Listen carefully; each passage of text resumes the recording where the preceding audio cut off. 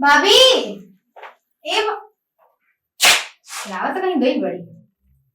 अरे ये कहाँ है ये? रावत तक भाभी की हाँ ये तो हमरा में बढ़िया है भौजी में ना हम ही रखी ज्यादा नहीं झुमका भी पहले। अरे झुमका ए जा भाई ना बा गीत ना गई ए जो नहीं के अभी से रख के गइल रहनी हमें जे क्या बतानी सब्जी उतार के गैस बंद करके ओकर बाद ही वाला चेंज करके पहन ले काहे वो ढेर दिन हो गइल पहनल पूछी का स्नेहा से ना ना उनका बुरा लग जाए ना तो कहे लगे कि हम बेकारे आ जाता नहीं ये होला बियाह के बाद ननद और बेटी सबके खराब लगेली ऐसा सोचे लगे ना बुरा बुरा पूछ ली क्या एक बार ना ना जाएगा ना पूछम बेकार में वो बात बढ़ जाई कि ना पूछम उनकर से ना तो कही कि बेचारे 2-4 दिन खातिर महीना दिन खातिर घूमे आवेली ना कैसे एग्जाम लगा दी कुछ समझ में नहीं आया लागता कि भौजी के हमारे पर शक हो गई बा। इससे पहले कि उनकर शक यकीन में बदले इससे पहले हम ही उनकरा पर इल्जाम लगा देते हैं कि उनकरा पतो ना चली का करी हाँ काहे ना पायल चोरी के इल्जाम लगा देते हैं जाता नहीं भौजी के पास।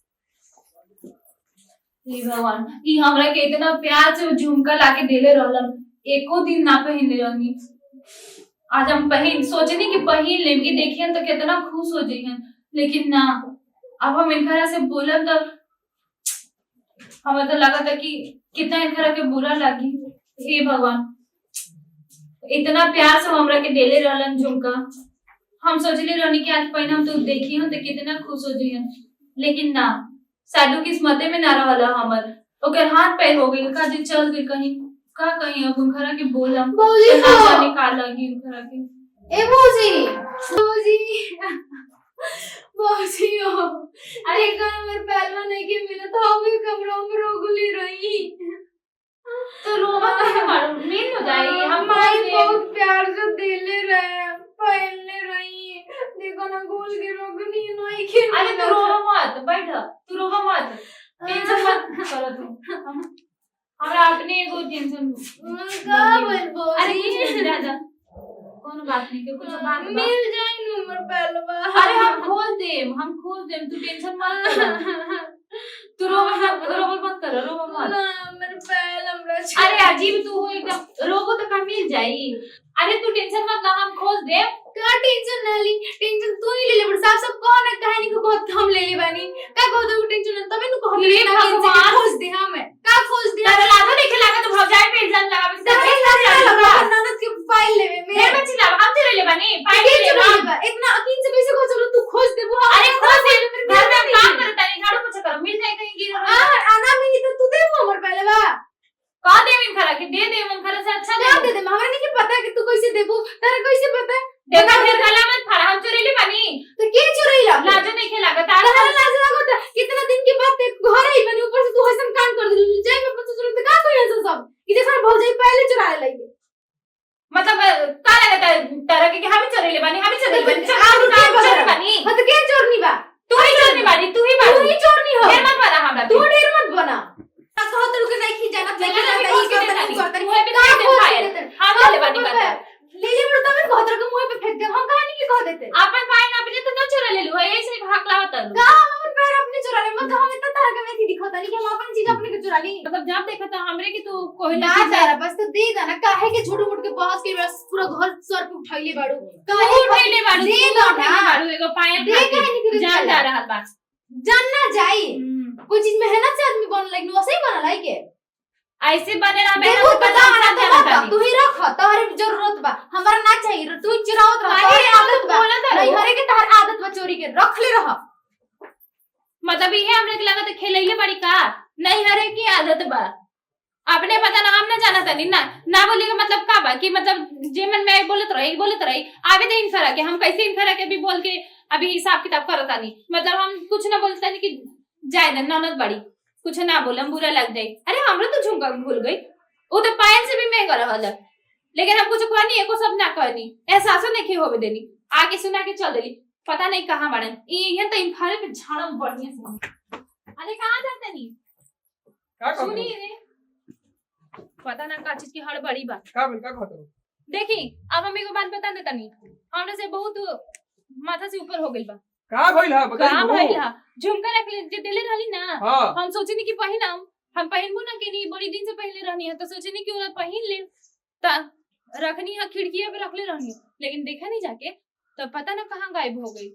झुमका गायब हो गई? हाँ, और सुन ली एगो तो और क्या बोली, एगो तमाशा बा कि राउर जो बहिन बाड़ी दिल्ली हमरा के पायल घूम गई उनकर, हम कहनी कि खोज के दे देम, देखी कहीं रख देले बड़ी या रख देले हुई हन, तो हम सोचनी कि गिर उड़ गई तो हम झाड़ू पोछा करम तो मिल जाए, तो हम उनकर खोज के दे देम, तो लगली हमरा के चोरनी बनाबे। अब हम समझ गए नहीं। अरे वो बहिन ही ओकरा हम बचपने से जानत नहीं। देखा भइल का बा, झुमका हो सकला हथलुपुक ही ले ले उहे होई, आ तू हल्ला ना कर, एक चलते हूँ अपन पायल भुलाए के नौटंकी करतिया। हम तो कहत नहीं सुना बहन ये कहे कि हमरा के हमर सास देले बड़ी कितना प्यार से खरीद के, आ तू चुरा ले लू, तू चुराइले बाड़ू तो हमरा के दे दे भाभी, देखा ई सब तमाशा ठीक नहीं। वैसा ही करेले तू नैहर के चोरनी बाड़ू तो ई बाड़ू बड़ो खेलेले बड़ी का हमरा के जे हमरा बाड़े ढेर जाना तरी। देखा हमरा पूरा विश्वास बता झुमका मिल जाई, एगो काम करो, इतना अच्छा से लड़का खोज के बियाह क के चला देनी, आ इतना मुंह खुलता इहे होला कहल जाने। तू ओकर सब बैग जोन ले आइल बिया नो, ओकरा के चेक करो, हो ना हो बैगे में हो झुमका तहार। एगो बात ना कहनी तो ई तो हम पूछबो ना करी कि तू हमर झुमका देख ले बाड़ू कि रख ले बाड़ू, ता हमरा के इल्जाम लगा देली कि आवत नहीं है खाती तो इतना बोले लू हमरा के, अब से एवो ना करब, आके पता ना का करेली, हमरा के एहसान कर देली। हम जोन कहत तू कर ठीक बा, आई कहिया मत कि भैया तहार कहला चाहिए सब कुछ ना का जी हम नारो दूर दिखत नहीं का जी हमरा पे इतना कहिया मत दिमाग खराब, झुमका तनी बुला के बात के मारत बुरा के मान कहिया मत, माथा चटले बड़ खोजी हा ठीक बा। अभी तक एक आदत ना छूटल, अब का कहीं हम छोटी मोटी में तहार पर्स में से पैसा निकाली लेत रहे, अभी तक ही झुमका आया थी चुरावत रहतिया। सब भाई लोग में तो हम खोज लेली, केहू में नहीं मिलल झुमका। एक इहे बात एकरे में देखत नहीं, कहीं देखत नहीं कि ना, देखत नहीं इहे बैगवा में खोजहिन के पड़ी, बड़ी आई बड़ी हमरा के नैहर के चोरनी बनावे वाली। अभी बतावत नहीं ओकरा के उनखरा के इहे मिल गई। आई रे दादा, ई तो हमरे ठीक हुए झुमका बाबा। ए जी सुनो तनी, कहाँ बानी जी? का भइल? अरे जल्दी आई रे, आई ना जी। का भइल? देखी तू कहला झुमका बुला के दे दे, झुमका हाथ में ले ले बाड़ू। आई पर्स के कर बारा और बहिन के पर्स हाथ में ले ले बाड़ू, हम ही चला के रख ले रहनी है बेच खातिर अपन माई के दे कहत रही न हम कि ओकर बैग में खोजा कहीं ना कहीं मिली। देखी हो गई। अब रवि एक दूध के दूध पानी करी पानी का करी, हम का कर सकीला? हम तो कुछ ना बोलब, हम कुछ बोलबे ना करब, चली माना करी। अगर उनखरा के पसंद रहल है तो हमरा के एक बार बोले के चाहिए ना कि भाभी हमरा के झुमका दे द, हम हंसत दे देत रहती का। आज तक उनकर मांग पूरा ना कइनी, जौन मांगली हम देने की ना जी बताई। लेकिन देखी ठीक बा बतावे खातिर भूल गई होई, यो हो सकेला, लेकिन पायल चोरावे के इल्जाम लगेले बड़ी, ई हमरा के हजम नहीं खे होत। बचपना अभी तक का बचपना ना गई ना, लेकिन शादीशुदा हो गई नु बाड़ी नु, अब तक उनकरा पे मतलब एक ससुराल वाला जानिए कैसन बचपना हो गया। हमनी के बेइज्जती तो होई, हमनी के ना बेइज्जती होई जी। अब माई बाबूजी तो चल गई नहीं दुनिया, भाई को सब सिखा के भेजे रहे। उनकरा लोग के तो पगड़ी उछली हां कि माई बाबूजी कैसन संस्कार देले रहलन। हां फिर रोवा पे ना कलंक लगी, भाइयों ऐसे ही बड़े का जो बहिनी ऐसन बाड़ी। हां बचपना आजकल केहू ना देखेला, अच्छा बात है चाहे बुरा, इल्जाम लगावे में केहू पीछे ना हटेला। ई मानी लो चाहे ना मानी, हम तो छोटकी। हां भैया लीजिए, हम कुछ ना बोला। हां बोलो भैया। भाई का होता भैया हम का बताई तारा से? का बताई? तोर बैग में से निकला झुमका? हाँ हम भौजी के रूम में गई थी। अरे कम से कम उम्र के अपन ख्याल कर, बचपन के बाद कुछ और रहे। हम सोचने की शादी के बाद कुछ सुधार भी लोग में हैं। भैया का करे, भौजी देखो माफ कर दिया। अरे माफ करके पूछो, हम ठीक हम सब हमेशा करते रही बा। हम तो अपने को अच्छा लगेला नु तो ऐसे ले लेनी है। चला ठीक बा, तारा के हमर झुमका पसंद आ गेल बा, रख ले लो, जो रख ले बड़ू जौनो चलो ज्यादा कोन बात। लेकिन तू पायल चोरी के इल्जाम हमरा पे लगैलू है ना, आप कहलो कि तू नैहरे के चोरनी बड़ू, तो ये हमरा के एकदम अभी तक मतलब बहुत बुरा लग रहा बा। माफ कर दे भौजी, हम पायल छोड़ के एकदम हम डर गए कि तू कहीं कह ना दो कि हम तार ले ले आज तक तो जौन बतावा, आज तक तो बात जौन बा। कुछ मांग लो हम कब ना कहनी, हंसत हंसत अपन पसंद के चीज भी तरह देनी, चाहे वो जेवर पार्टी से जौन चीज से हो, चाहे कबो बहुत साड़ी ऐसा हो कोई कुछ हो, बात हम नहीं है। देत रहनी हो कि ना। हाँ। अरे इहो मांग ले रह तू। तो हथलुक की वाला आदत ना चाहिए हैं। भैया माफ कर देना। कितना बार समझाएंगे कि बचपन के बात अलग है।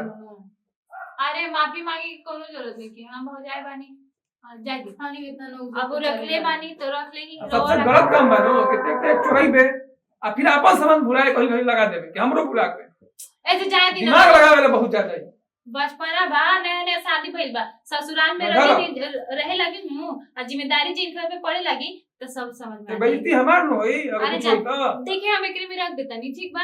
आज अगर हम करना हर में कहीं ना भौजी तू ही रख कितना ला, बेइज्जती ना हुई? चाहिए हमरा बस अच्छा लगा। नहीं हाथ ये ना बाजी पागल बनी एकदम, भौजी। दिमाग लगा था कि ऑफ हो गइल बाकी का। देखो आप तू ही रख ले बड़े, तो तू ही रख ला। हम दूसरे ला देंगे ई बात अगर ससुरे में घर मालूम चली कि नैहर में आके चोरी कइलू है तो लोग हमरा के ताना मार के छोड़ हाँ दे। भैया हम तरह से माफी मांग बताइए। अरे कितना माफी मांगे बा भौजी से मांगो। परेशान हो गइल बड़ी। एक तो फौजी के सामान चोरावत है ऊपर से इल्जाम लगाए तो। अरे ना हमरा से माफी मत पागल, अरे उसे मत करो ना, हमरा के माफी मांगे के बाद तो हर लोग से मांगो।